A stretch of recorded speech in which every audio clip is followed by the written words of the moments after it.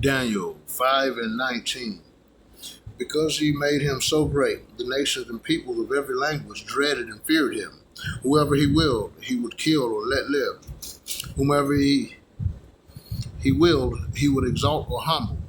But when his heart became proud and his spirit hardened by insolence, he was put down from his royal throne and deprived of his glory. He was cast out from human society, and his heart was made like that of a beast. He lived with wild asses and ate grass like an ox. His body was bathed with the dew of heaven until he learned that the Most High God, Most High Yahweh, Yahuwah, is sovereign over human kingship and sets over it whom he will.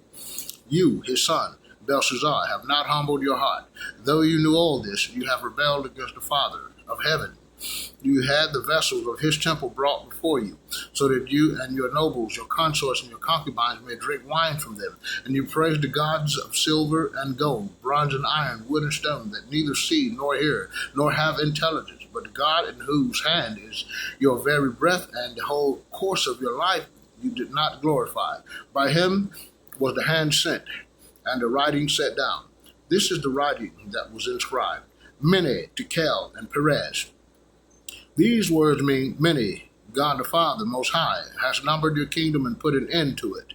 Tekel, you have been weighed on the scales and found wanting. Perez, your kingdom has been divided and given to the Medes and Persians.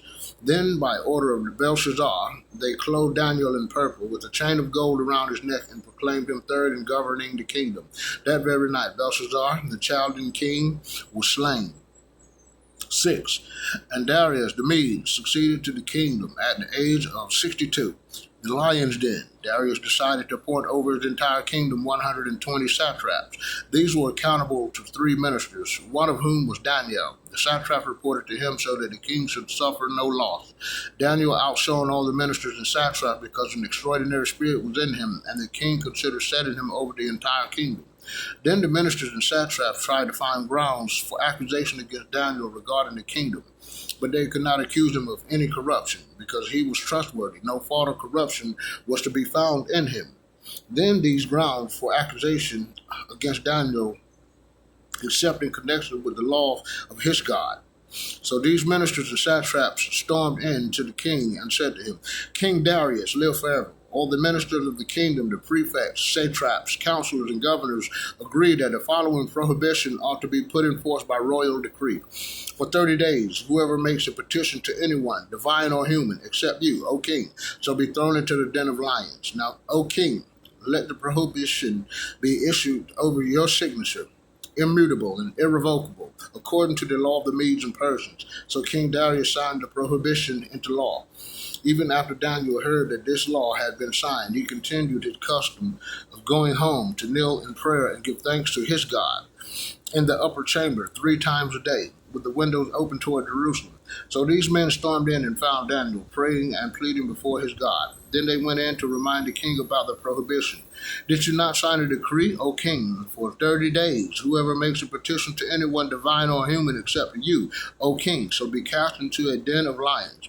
The king answered them, the decree is absolute, irrevocable, under the law of the Medes and Persians. To this they replied, Daniel, one of the Jewish exiles, has paid no attention to you, O king, or to the prohibition you signed. 3 times a day he offers his prayer.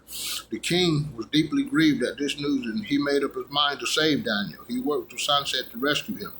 But these men pressed the king. Keep in mind, O king, they said, that under your law of the Medes and Persians, every royal prohibition or decree is irrevocable. So the king ordered Daniel to be brought and cast into the lion's den. To Daniel he said, your God, whom you serve so constantly, must save you. To forestall any tampering, the king sealed with his own ring and the rings of the Lord's the stone that had been brought to the block, the opening of the den. Then the king returned to his palace for the night. He refused to eat, and he dismissed the entertainers. Since sleep was impossible for him, the king rose very early the next morning and hastened to the lion's den. As he drew near, he cried out to Daniel sorrowfully, Daniel, servant of the living God, Most High, has your God, whom you serve, so constantly been able to save you from the lion? Daniel answered the king, O king, live forever. My God sent his angel and closed the lion's mouth so that they have not hurt me, for I have been found innocent before him. Neither have I done you any harm, O king. This gave the king great joy at this order. at his order, Daniel was brought up from the den.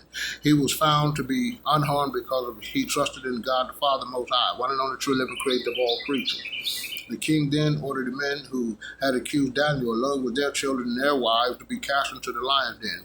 Before they reached the bottom of the den, the lions overpowered them and crushed all their bones.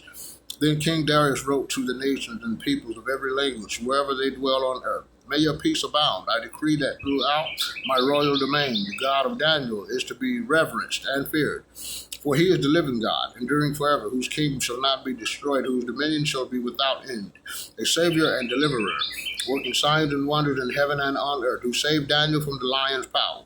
So Daniel fared well during the reign of Darius and the reign of Cyrus the Persian. Daniel's visions, chapter 7, the beast and the judgment. In the first year of King Belshazzar of Babylon, as Daniel lay in bed, he had a dream, visions in his head. Then he wrote down the dream. The account began. In the vision I saw during the night, suddenly the four winds of heaven stirred up against the great sea, from which emerged four immense beasts, each differing from the others. The first was like a lion, but with eagle's wings. While I watched, the wings were plucked. It was raised up from the ground to stand on 2 feet like a human, and given a human mind. The second beast was like a bear. It was raised up on one side, and among the teeth in its mouth were 3 tusks. It was given the order, "Arise, devour much flesh." After this I looked and saw another beast, like a leopard. On its back were 4 wings like those of a bird, and had 4 heads. To this beast dominion was given. After this, in the visions of the night, I saw a 4th beast, terrifying, horrible, and extraordinary strength. It had great iron teeth with which it devoured and crushed, and it trampled with its feet what was left. It differed from the beast that preceded it. It had 10 horns. It was considered the 10 horns it had. When suddenly another, a little horn, sprang up out of the mist, and 3 of the previous horns were torn away to make room for it. This horn had eyes like human eyes and a mouth that spoke arrogantly. As I watched, thrones were set up, and the Ancient of Days took his throne. His clothing was white like snow, the hair on his head like pure wool.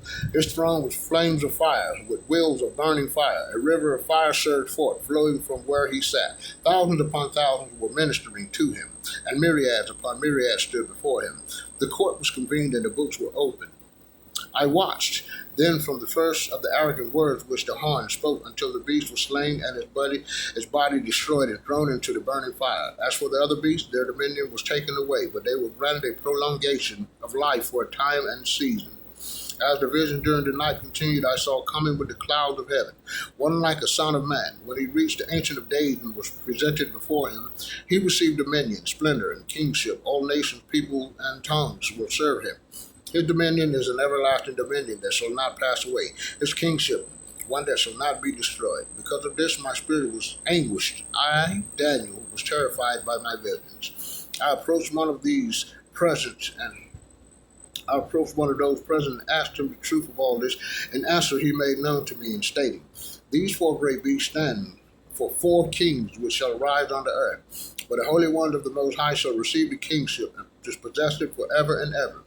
Then I wished to make certain about the 4th beast, so very terrible and different from the others, devouring and crushing with its iron teeth and bronze claws, and trampling with its feet what was left, and about 10 horns on his head, and the other that sprang up, before which 3 horns fell, and about the horn with the eyes and the mouth that spoke arrogantly, which appeared greater than its fellows. For as I watched, the horn that made war against the Holy One was victorious, until the Ancient of Days came, and judgment was pronounced in favor of the Holy Ones of the Most High, and the time arrived for the Holy Ones to possess the kingship. He answered me thus, "The 4th beast will be a 4th kingdom on earth, different from all the others. The whole earth it shall devour, trample down, and crush. The 10 horns shall be 10 kings rising out of the kingdom. Another shall rise up after them, different from those before him, who shall lay low 3 kings. He shall speak against the Most High and wear down the Holy Ones of the Most High, intending to change the feast days and the law. They shall be handed over to him for a time, 2 times and half a time. But when the court is convened and his dominion is taken away to be abolished and completely destroyed, the kingship and the dominion and majesty of all the kingdoms under the heavens shall be given to the people of the Holy Ones of the Most High, whose kingship shall be an everlasting kingship, whom all dominions shall serve and obey." This is the end of the report. I, Daniel, was greatly terrified by my thoughts, and my face became pale, but I kept the matter to myself. Thank you so much, Father. All praise to you, Father, you and you only. Thank you so much, Father.